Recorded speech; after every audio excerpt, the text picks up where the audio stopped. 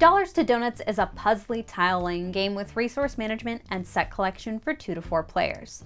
To set up the game, you'll put out the special board within reach of everyone and then pile the victory tokens nearby to their matching donuts. Then each player will be given a player mat, 4 starting tiles, and 5 dollar tiles. The extra dollar tiles will go into the cloth bag, and each player will take their starting tiles and place them onto their board in any position or orientation. Then the donut tiles will be drawn at random and fill the slots on the special board going from left to right, and the remaining ones will remain face down in stacks at the end of the board. Then the customer cards will be shuffled up and 4 of them will be revealed with the exact donuts that those folks are hungry for. In the making world, aesthetics are paramount, and your goal is to fill your player mat to create as many perfectly matched donuts as possible. For each perfect match, you'll gain a victory token of the type of donut that you matched. These are worth a number of points based on the type of donut.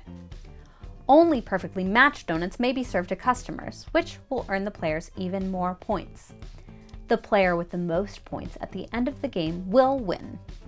The game takes place over a total of 8 steps, starting with the buy phase, during which the players will purchase a donut tile from the special board. They'll spend the number of dollar tiles equal to the cost listed at the bottom of the slot that they take the tile from, unless that slot is in the rightmost slot, in which case it's always free. Any spent dollar tiles will go back into the cloth bag. Next, the players will take the donut tile that they purchased and place it into the empty space on their player mat. Players can even place the tile so that some, but not all of the tile extends off the edge of their player mat. Donuts, however, cannot be made off of the mat, so be certain about your placement of your donuts before you lock it in. Next, the players will collect the appropriate victory point tokens for the donut type that they created on their board. Then the players will draw from the bag for each mismatched donut.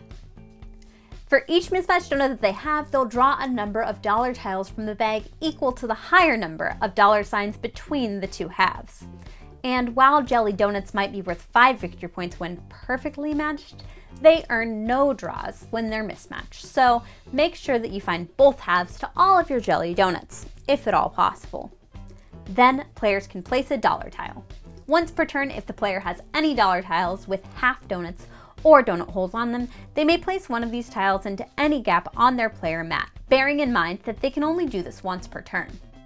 If a player places a donut hole onto their board, then they'll gain points for each pair of donut hole tiles that they've placed onto their board. The placement of them doesn't matter. All that counts is that you have pairs of these tiles placed because they aren't worth anything by themselves, although they are still delicious. Finally, players may decide to serve a customer. Once per turn, if you have the necessary victory tokens, you may serve a single unclaimed customer from the available customers line. A customer card is placed face up in front of the player who served them their donut, and they place the victory tokens from the ones they've collected into their matching spaces on the customer card. But just because somebody eats a donut doesn't mean it's the donut that they really wanted. They might be content, they might be delighted, or better yet, they could be thrilled with the donut that they had, and the player serving them will gain a varying amount of points depending on the customer's level of satisfaction. And you might have noticed that there are some empty spaces on the special board. When an empty space is there, at the end of a player's turn, all tiles will then shift to the right and fill those empty spaces. Then, a new tile will be drawn and put into its place, onto the $5 slot. If a customer was served, you'll add a new customer card in its place because business is booming at our donut shop. Now do keep in mind that you will be serving customers from 3 distinct neighborhoods: Mount Timber, the Rose District, and Sunset Heights. Players will gain victory points for each set of customers they have, and a set includes 1 person from each neighborhood. Additionally, they'll gain 2 victory points if they have served the most customers from any of the 3 neighborhoods. The game will end when any player completely fills their player mat. The game ends when any player completely fills their player mat and all of the other players get 1 final turn. Then the game would end. Alternatively, the game could end if a player is unable to fill the special board when they go to refill it, in which case the game ends immediately and no more turns are taken.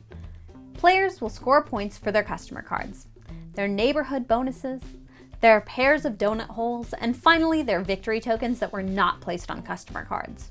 The player with the most points at the end of the game is the winner. However, if there's a tie, then the player with the most unused dollar tiles will win the game. And that's how you play Dollars to Donuts. If you have any questions, please feel free to leave them below, and don't forget to tell us what your favorite donut is. Be bold, play games, be you. Happy gaming!